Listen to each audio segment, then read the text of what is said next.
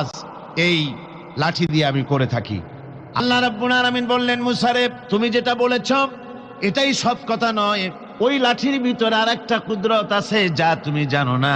লাঠিটাকে জমিনের উপরে ছেড়ে দাও।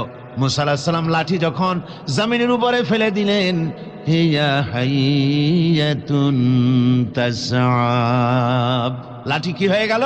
বিরাট অজগর হয়ে গেল। মুসা আলাইহিস সালাম ভয় পেলেন। আল্লাহ রাব্বুল আলামিন বললেন, ভয়ের কারণ নাই, খুযহা ওয়ালা তাখাফ, ভয় পেও না, ওটাকে ধরো। মুসা আলাইহিস সালাম ভয় পেলেন না, আল্লাহ বলছেন ভয় পেও না, ধরো। মুসা আলাইহিস সালাম ভয় করলেন না, ধরলেন, কি হয়ে গেল?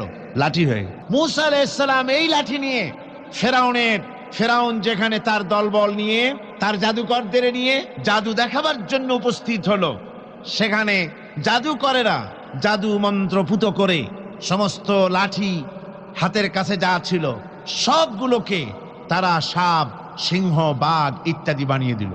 আর এই জাদু মন্ত্রে তৈরি সাপ, বাঘ, সিংহ গিয়ে ঝাঁপিয়ে পড়লো মুসা আলাইহিস সালামের উপরে। মুসা আলাইহিস সালাম ভয় পেয়ে গেলে। আল্লাহ রাব্বুল আলামিন বলেন, মুসা রে, ভয় নাই, বাতিলের সামনে ময়দানে তোমাকে নামায় দিয়া তোমাকে একা আমি ছেড়ে দেই নাই, আমি আল্লাহ রাব্বুল আলামিন তোমার সাথে আছি, ভয় করার কোনো কারণ নাই, হাতের লাঠি ছেড়ে দাও। মুসা আলাইহিস সালাম লাঠি ছেড়ে দিলেন, লাঠি সাফ হয়ে গেল। আর যখন হা করলো, জাদুকরদের তৈরি করা সমস্ত সিংহ, বাঘ আর সাপগুলি মুসা আলাইহিস সালামের লাঠির পেটের মধ্যে ঢুকে গেল।